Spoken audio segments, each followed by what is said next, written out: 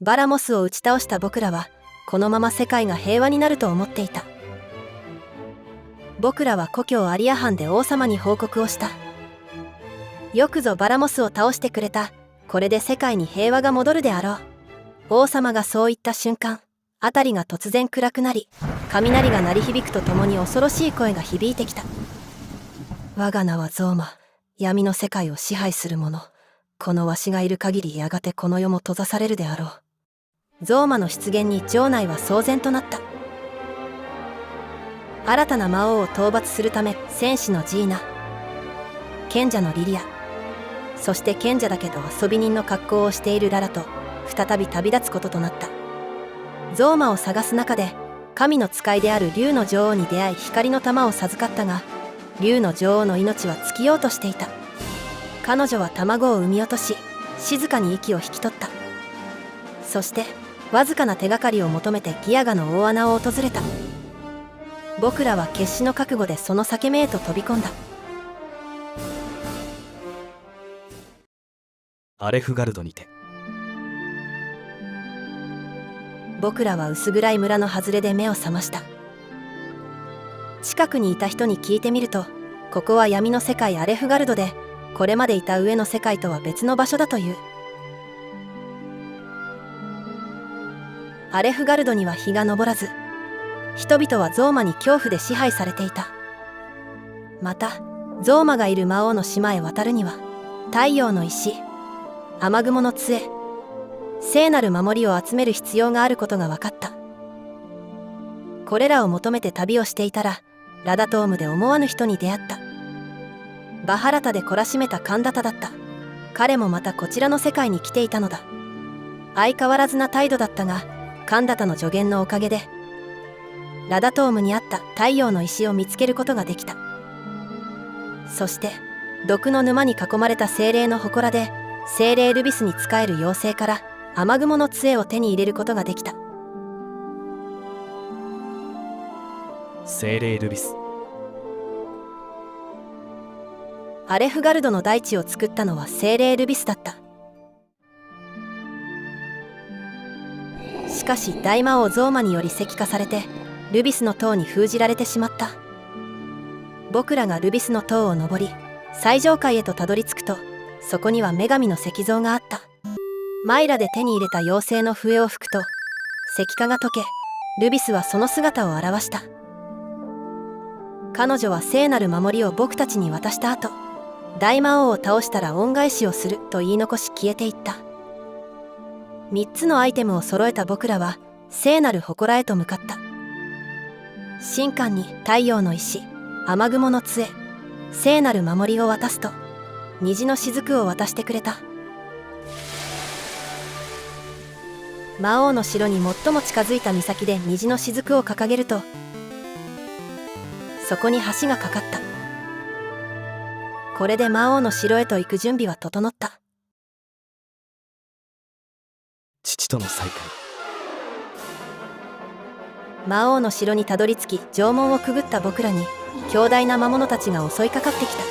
次々と襲いかかる魔物を退け、城の奥へと進んでいった。そして城の中にある大きな橋に差し掛かった時、橋の向こうに巨大な魔物と戦う人影が見えたが、僕らがたどり着く前に男は魔物に敗れてしまった。急いで駆け寄ると男は瀕死で目も見えない状態だった。私はもうダメだ。そこの旅の人よ、どうか伝えてほしい。私はアリア藩のオルテガ。もしそなたがアリア藩に行くことがあったなら、私の息子に父がこう言っていたと伝えてくれ。平和な世界にできなかったこの父を許してくれと。そう言って父は息を引き取った。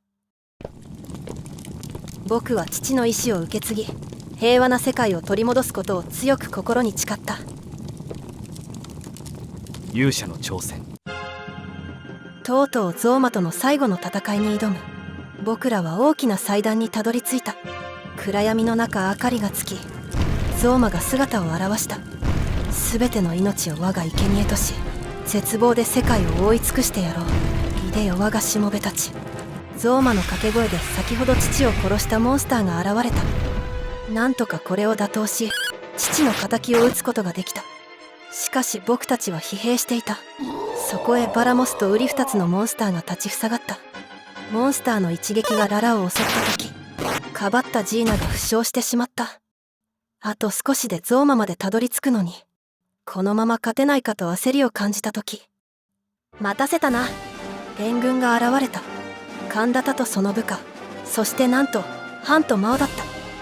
ここは任せて先に進むんだ。負傷したジーナをハンと神田田に任せ、僕らはマオとゾーマの玉座を目指した。奥へと進むと、ゾーマは玉座に座りこちらを眺めていた。滅びこそ我が喜び、死にゆく者こそ美しい。さあ、我が腕の中で生き絶えるがよい。最後の死闘が幕を開けた。ララが光の玉を高く掲げると、辺りにまばゆい光が広がった。その光は糸となり、ゾーマを覆っていた闇の衣を取り去った。しかし無駄なこと。さあ、我が腕の中でもがき苦しむがよい。そうゾーマが言った通り、バリアを取り除いても大魔王の力は強大だった。しかし僕らは2つの世界の人々の祈りを背負っている。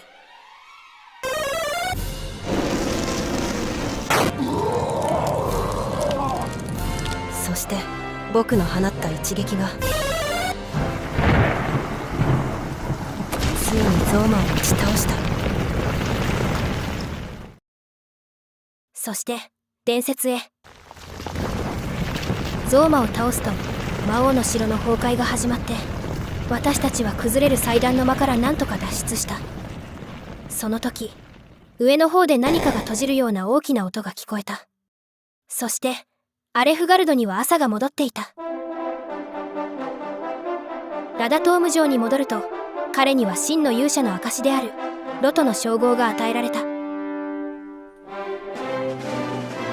私たちは帰れなくなってしまったけど、アレフガルドの平和を祝ってみんなでお祝いをすることになった。